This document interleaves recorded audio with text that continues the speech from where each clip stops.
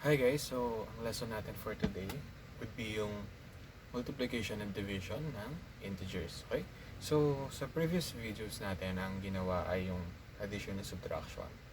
Ito, in comparison dun sa mga ginagawang process, mas madali kumpara dun sa addition and subtraction, okay? So, ang kailangan lang naman natin gawin for multiplication and division is bilangin yung number of negative signs, okay? So, yung kasi yung magde-determine kung ano yung sign ng outcome or yung final answer natin. Kung even, yung number of negative sign, positive ang lalabas sa sagot. If odd, negative. Okay?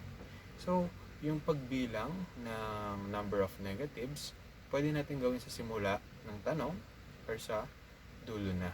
Okay? Kung ano yung mas madali para sa inyo. Pero para sa akin, mas prefer ko yung gawin nyo sila sa simula kasi minsan nakakalimutan na sa dulo. Okay? Kasi sa dami ng ginagawang solving. Okay?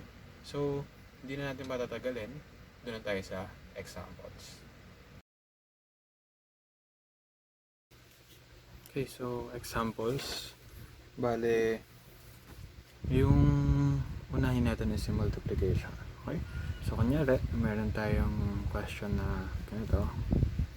4 times negative 5 times negative 3 times 8 times negative 2 times negative 4 times 3 times negative 8. Okay? So, pwede natin gawin ay unahin yung pagkuha ng final sign ng question. Okay? So, bilangin lang natin yung number of negative signs. So, meron tayong 1, 2, 3, 4, 5. Okay? So, dahil odd number yung number of negative sign, yung final outcome natin should be negative na rin. Okay? So, yung pagkuha ng final sign, pwede natin siyang gawin sa simula. Pwede natin din siyang gawin sa dulo. Okay? So, ito, for this question, gawin natin sa simula.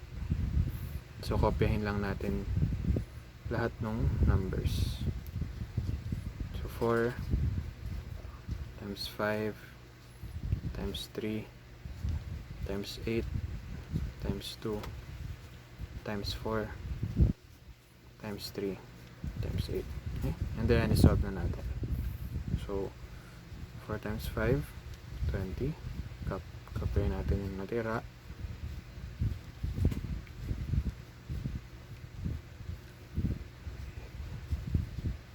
Times 3, 60.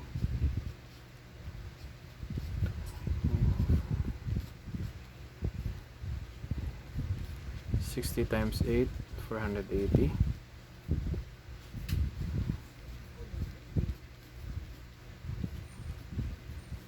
480 times 2, 960.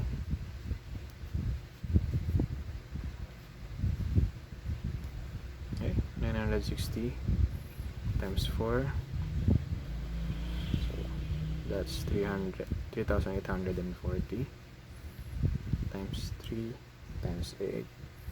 1,840 times 3 is 11520. Multiply that by 8. Final answer should be negative 92,160.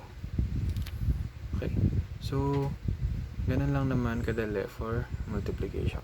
Okay, so ayan, negative 92,160.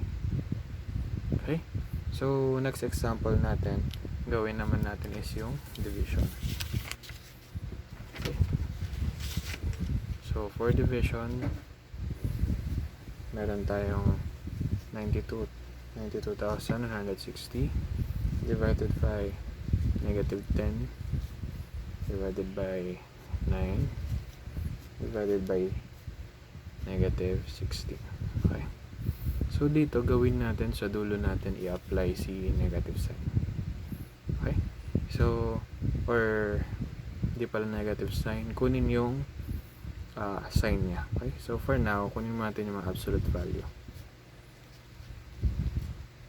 Dito, pwede naman natin hindi muna kunin yung absolute value.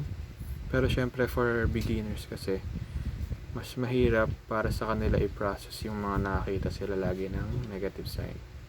Okay? So, una, divide natin to. Cancel lang natin si 10.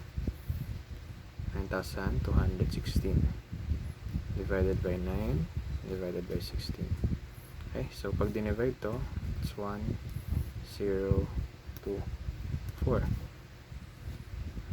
Divided by 16, ito ay 64. Okay? So, dito, bilangin na natin kung ilan yung negative sign natin sa simula. Meron tayong 1, 2. Since may dalawa tayong negative sign, even yun, ang sign natin should be positive. Okay? Since positive na naman to, wala tayong babaguhin. So, ayun yung final answer natin. Okay? So, ganun lang naman.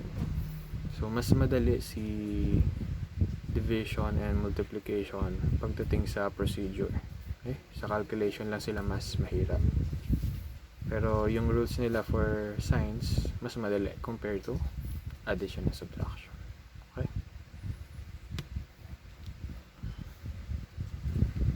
Okay, so tapos yung mga examples. Sana may natutunan kayo and hintayin na lang natin yung mga next videos for our next lessons. Thank you!